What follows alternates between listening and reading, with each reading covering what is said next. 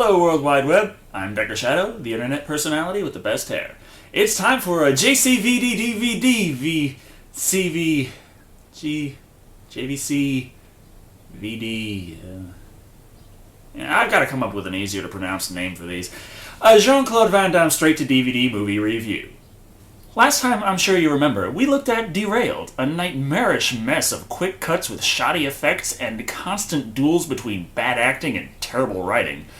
But as straight-to-DVD movies don't pay as well as theatrical works, Van Damme was shortly thereafter trying to pay the bills with another movie check, and the following year gave us another straight-to-DVD film titled In Hell.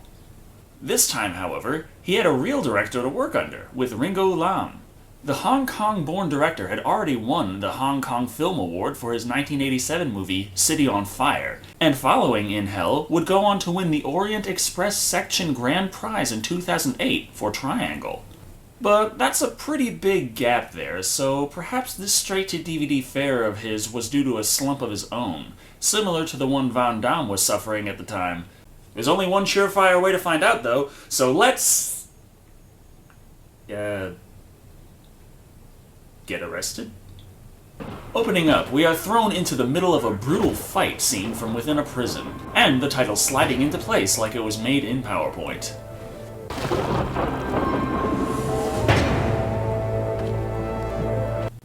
Well, we see big guy wearing a mask toss the helpless guy around while a poetic narration plays.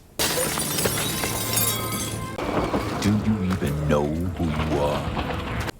I'm Dr. Shado, the internet personality with the best hair. After the fight is over, we see the guards dumping the bodies before the scene shifts to a steelworks, where it seems that the Creeper's car is working. Well, so that's why it wasn't in Jeepers Creepers 2. These two movies came out the same year, and I guess the Creepmobile decided it would rather be an extra in this one. Can't say I really blame it. At this point, we are introduced to Kyle Leblanc, an American worker played by Jean-Claude Van Damme. He's playing an American working in Russia? I guess he'll have to drop the Belgian accent for this one. Great, 6 more months and we'll be back in Louisiana. Well, on the plus side, he could probably actually pronounce New Orleans properly. He drives home, and we see him call up his wife to make plans for the future. Well, guess what? I'm taking a few days off. Just you and me. At the beach. Promise? Yeah. I promise. Let's see how long this scene stays positive after that line. Ray, what's going on? About 3 seconds. Upon hearing his wife being attacked, Kyle floors it, and about 5 minutes into the film, we get to see him tear through the city in his SUV. Despite not being a traditional chase, this action sequence does have a nice building tension as it shows us the perilous situation his wife is in while Kyle pushes his way home.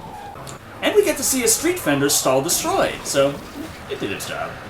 Kyle's wife Ray tries to fight off the assailant, but... Okay, I gotta admit, the Foley guys really earned their pay in this movie. Kyle makes it back home, but is too late to save his wife. Her killer attacks him and turns on the action music. So the battle spills into the city as Kyle pursues the murderer. It's cut pretty well, I must admit, with exciting maneuvers and editing that's not too hard to follow. The police show up in the nick of time and... arrest Kyle? Okay... Next we see him heading to prison. Wait, what the hell happened to get us here? A flashback is kind enough to answer that question. His family has a lot of money. They bought the judge. I'm sorry.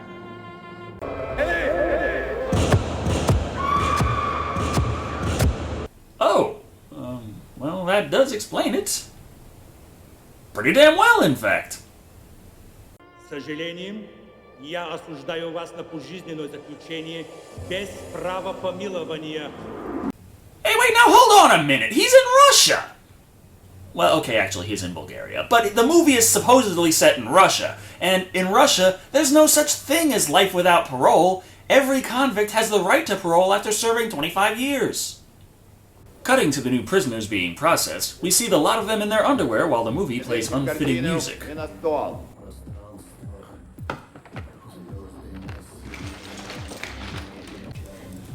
Why does this sound like a subdued Russian version of I'm Sexy and I Know It?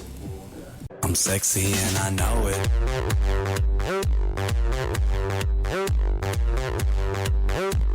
After processing, Kyle sits down with a picture of his wife and...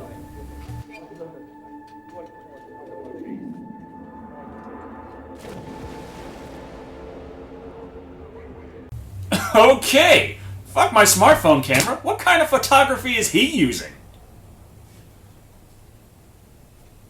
Don't want to break it. But during the night, the guards take the kid Billy and... Billy the kid? Really? Well, he gets to meet up with some of the locals.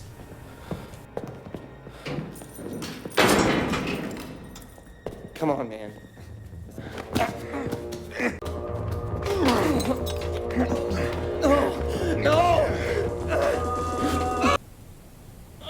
That's fucking disgusting!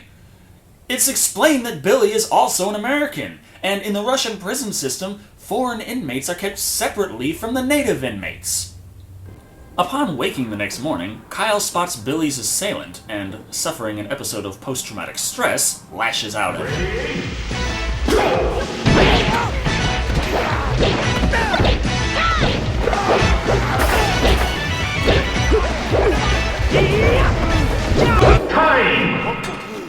The outburst does little to help his situation as he finds himself thrown into solitary confinement. And while the Hole is never depicted as a pleasant place to be in any prison movie, I have to say in this one, it's a real shithouse. As his wife is dead and freedom torn away from him, Kyle decides the best course of action is suicide. Oh damn, I'm not gonna be able to make a joke about that!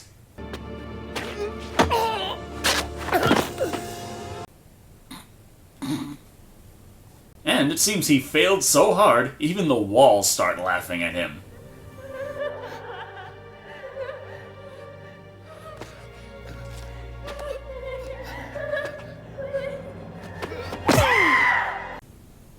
Okay, what the fuck was that? After kicking his own ass, we are given a moth's eye view to the scene, and Kyle remembers some words from his wife. You know, some people believe that when you die, you return in another form. So the CGI moth is his dead wife's soul? I guess so, as the moth reminds Kyle that it's probably a good idea not to starve to death. Hey! Look! Listen!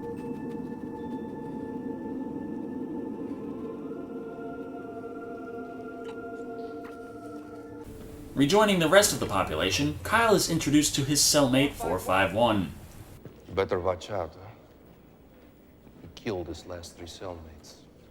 Since this is your first time meeting him, Kyle, I'd advise you that it's probably best to make a good first impression.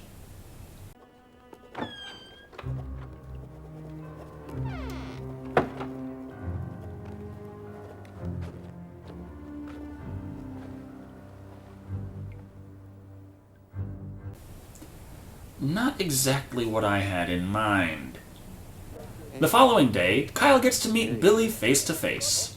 Got a fucking year and a half. Then why are you two talking? In Russian prisons, those with life sentences are kept separately from... You know what? Fuck it. Malachi also rolls up and introduces himself. He serves as the walking exposition machine. The exposition machine, nonetheless. He explains to Kyle and Billy who the major players are in these walls, and it would seem that the prison's backbone lies in illegal duels between the various gangs hosted by the corrupt warden and guardsmen. So it's pretty much like Chicago. Not wasting any time, the next day just so happens to be the day of the Sparka, and the movie gives us a taste of things to come. Sweat, tears, boy, show me how you love me. Go, fuck yourself.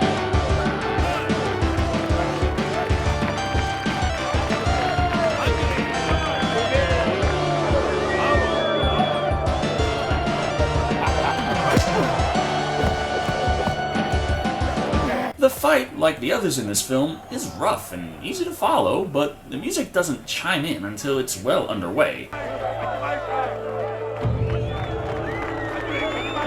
and suddenly shifts towards the end into the electronica score.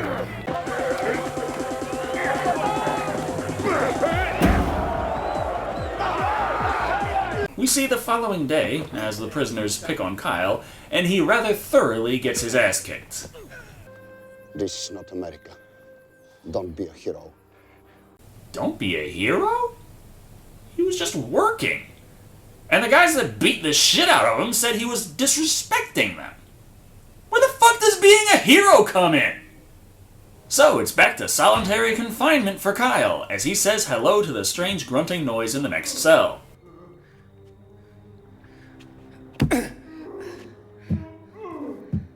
The mystic moth shows up to give a few more flashbacks of his wife before Kyle is let back out of the hole. It doesn't take long, though, before he runs into trouble with the other inmates. What? Oh shit, it's that music! Get ready, fire! Unsurprisingly, he gets tossed right back into the hole after that stunt.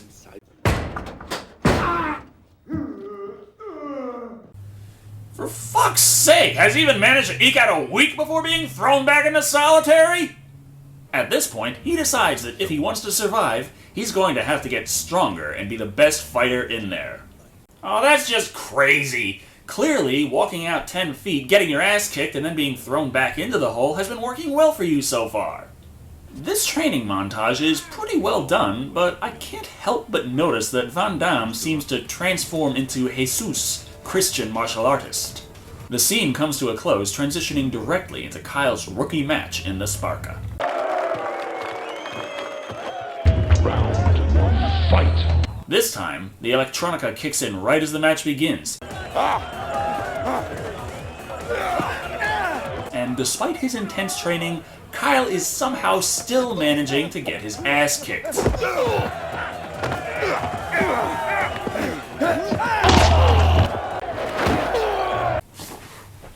The battle ends suddenly, however, as Kyle tears into the opponent's neck, brutally killing him. Fatality.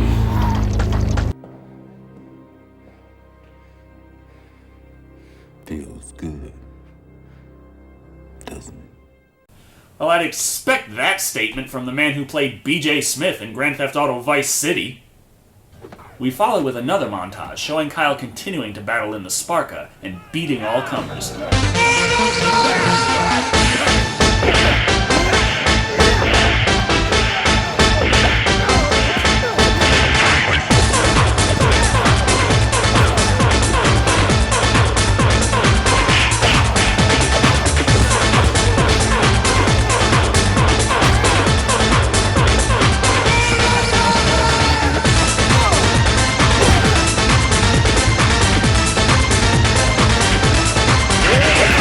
However, 451 has some poetic words to narrate.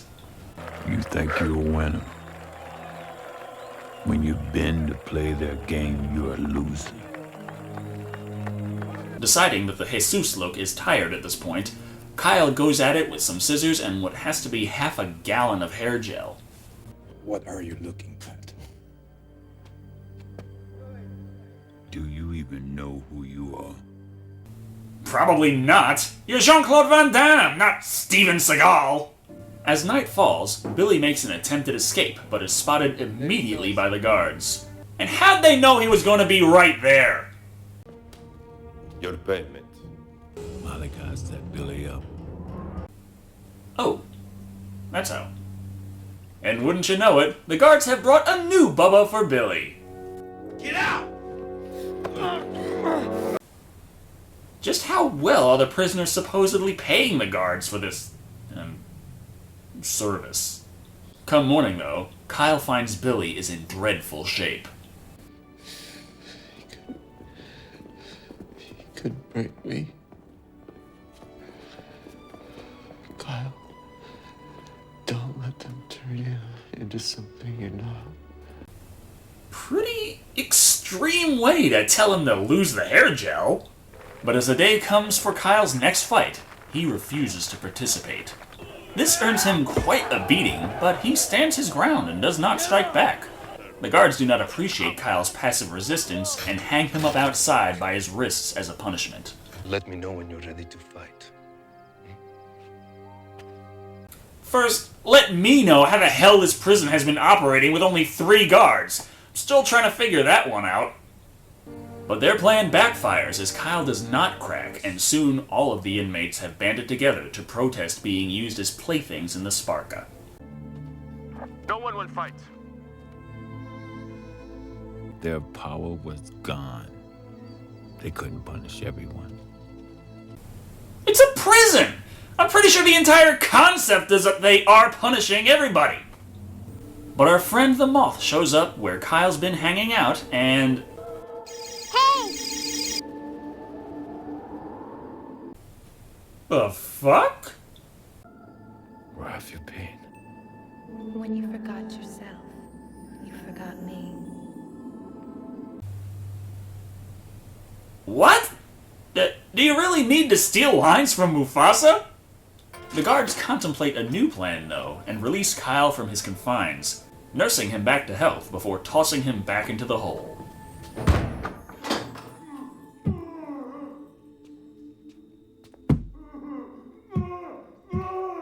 How small is this fucking prison? Don't they have any other rooms to put him in? But the time comes for their plan, and they roll out the monstrously huge madman they've been keeping in the back to force Kyle to fight. And this wouldn't make him seem like a martyr. How? Despite a few close calls, however, Kyle quickly figures out who it is and says hello.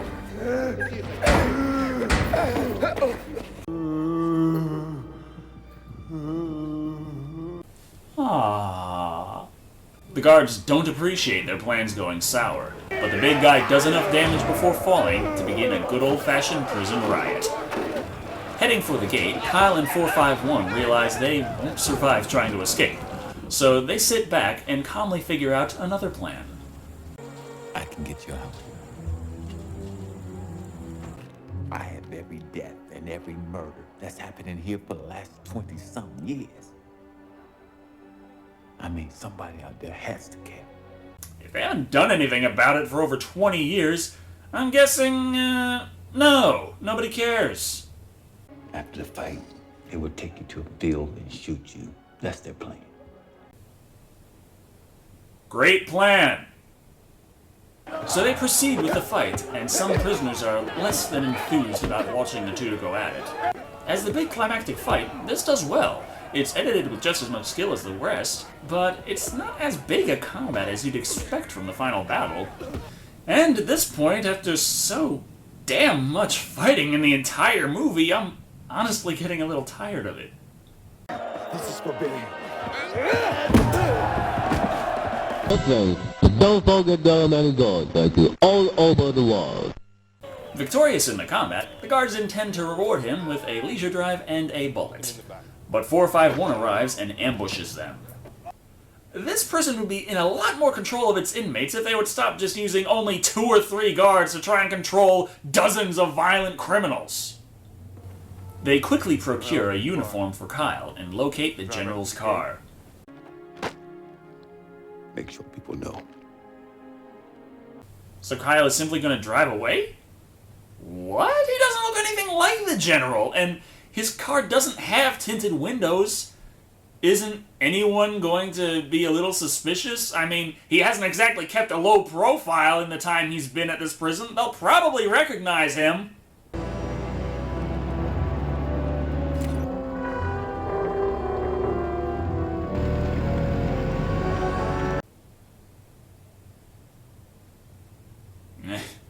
That's what they get for having only 3 guards to respond to every problem. And that brings our story to a close, with Kyle escaping into the hills of Bulgaria, Russia, with the notebook of crimes in his possession.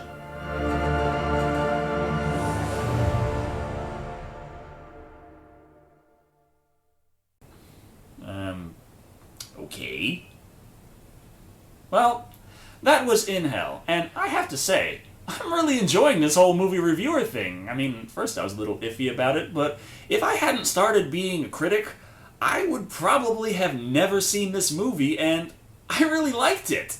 I mean, yes, it does have a lot of elements in it that you can recognize from other prison movies, but to be fair, it's a movie that takes place in a prison. There are only so many things that can logically go on inside the walls worth writing about, and unless you're making an anime, most likely whatever you come up with has already been said at some point. That being said, however, the quality of the film is top of the line, with but a few logic flaws such as the movie pretending that Russian prisons are as unforgiving as American prisons, and a few CG elements that don't look all that great.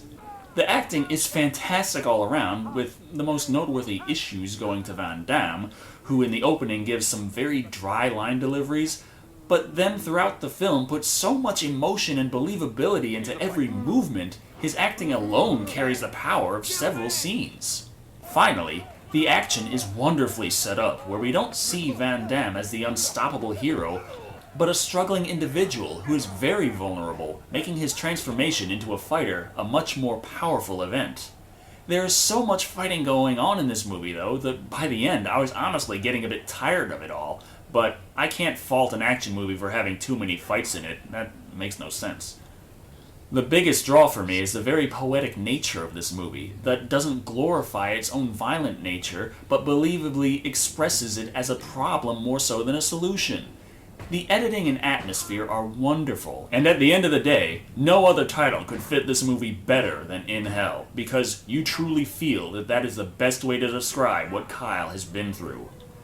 And as I said in my Derailed review, straight-to-DVD action movies have a standard of quality all their own, so it should be obvious that, to me, this film easily ranks 5 spirit moths out of 5. But you know what? Even by theatrical standards, I would still rate this a 5. It's seriously that good a movie, at least if you're a fan of artistic, brutal action set inside a filthy shithole. And I really can't complain at all. I mean, I got this movie in a $5 DVD set, including Derailed and Wake of Death. What? No, I'm not going to be reviewing Wake of Death next. I don't know when I'm going to be reviewing it. Well, comedic pacing is one thing, but another thing is a bit of a problem I'm having with my DVD ripping software. They keep giving me the wrong language. Una persecución religiosa. Por lo tanto, no puede quedarse en los Estados Unidos. Punto. Oh well.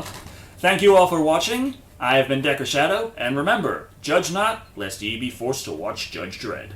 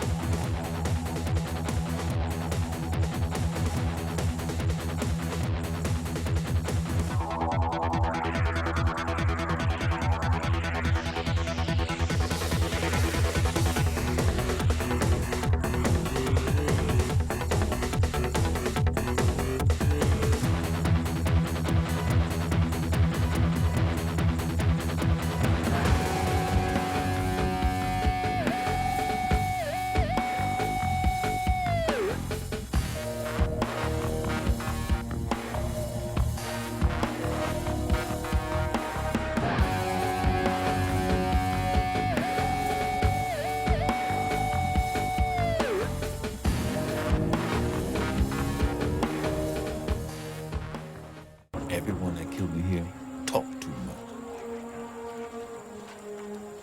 Don't waste words.